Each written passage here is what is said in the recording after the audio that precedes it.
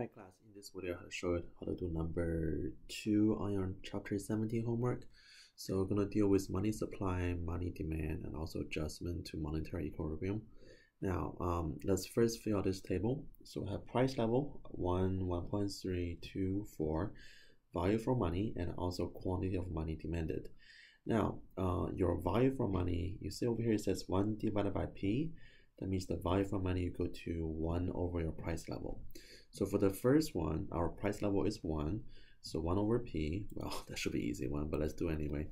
So if you do 1 divided by 1, it's going to be 1. So that's our value for money. And then 1.3, going to do 1 divided by 1.33. So this would be 0.75. The second one. And then next one is 1 divided by 2. That's a 0.5. 1 divided by 4. That is 0.25. Alright, so that's all the value for money. And let's answer the question here. So it says, now consider the relationship between the price level and the quantity of money that people demanded. The lower the price level, and then what happened to the money the typical transaction requires.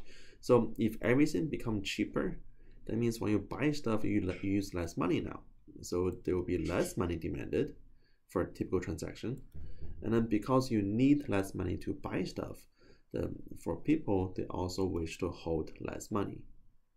Okay, so lower price level, lower money needed for transactions, and people demand to hold less money. And then next section over here, we're going to graph this, but it says assume the Fed initially fixed the quantity of money, supplied it at $3.5 billion. So first, let's graph our money supply curve.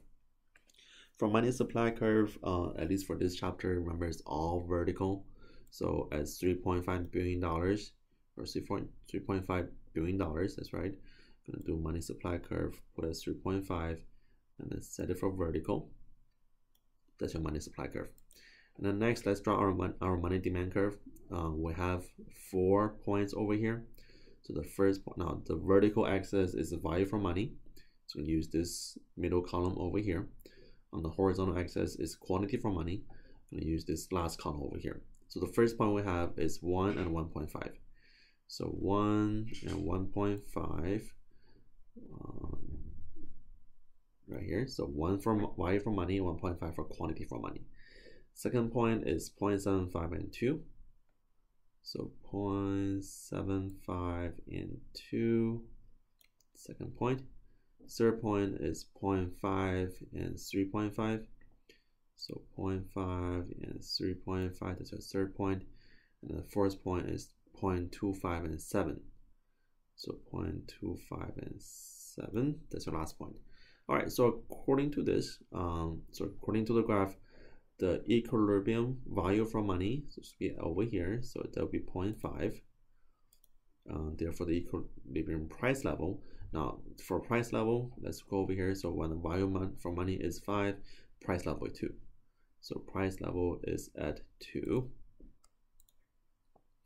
All right, so now assume the Fed reduce the money supply from initially 3.5 billion to $2 billion.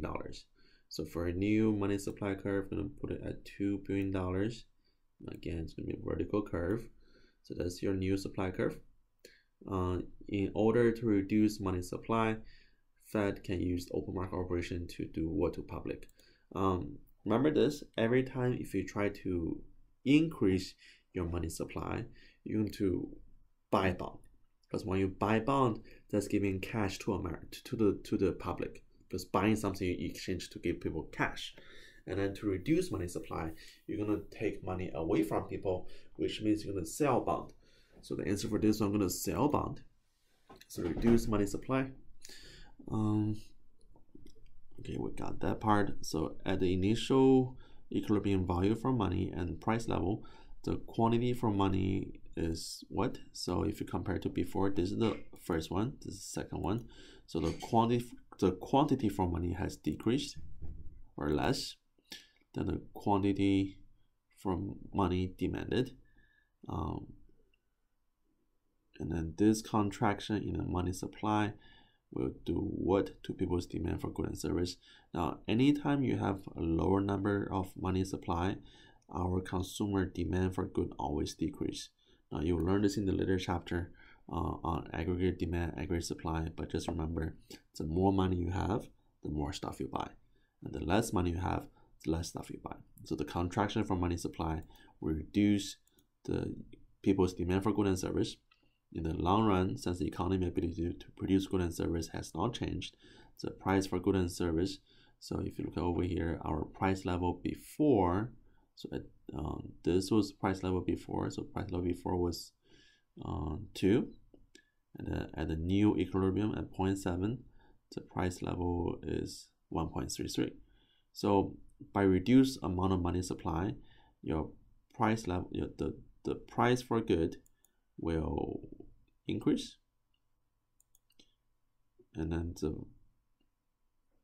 no, let me think 0.5, so this is the old one, that's new one, so the value for money will increase, so value for money will rise, and then the price level will fall because price level goes from 2 to 1.3 now, so price level will fall.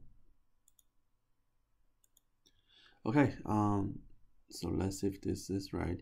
But before we move on, let's go back to the table over here. So this was our old equilibrium, and this is the new equilibrium. So if you compare the two, your price level is changed from 2 to 1.3, so price level goes down, and then your value for money increased from 0.5 to 0.75, so the value for money goes up. All right, so let's grid it now. Hopefully everything's right. All right, so we got everything right. So this is how you do number 2 on chapter 17. So if you have any question, let me know, and then I'm always here to answer questions. All right, guys, good luck.